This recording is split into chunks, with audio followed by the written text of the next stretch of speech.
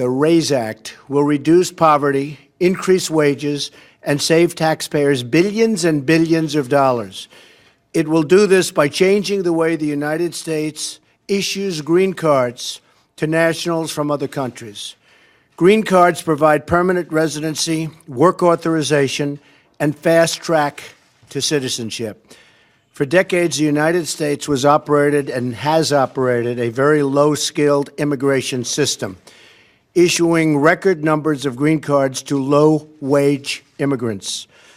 This policy has placed substantial pressure on American workers, taxpayers, and community resources. Among those hit the hardest in recent years have been immigrants and, very importantly, minority workers competing for jobs against brand-new arrivals.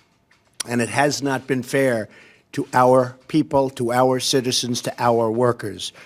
The RAISE Act ends chain migration and replaces our low-skilled system with a new points-based system for receiving a green card.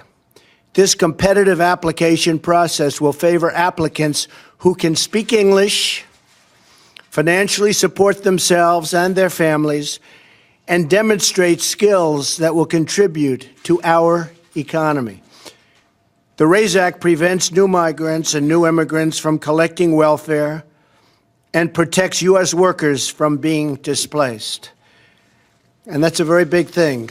They're not going to come in and just immediately go and collect welfare. That doesn't happen under the RAISE Act. They can't do that.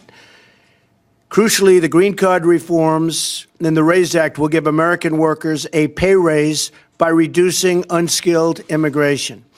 This legislation will not only restore our competitive edge in the 21st century, but it will restore the sacred bonds of trust between America and its citizens. This legislation demonstrates our compassion for struggling American families who deserve an immigration system that puts their needs first and that puts America first.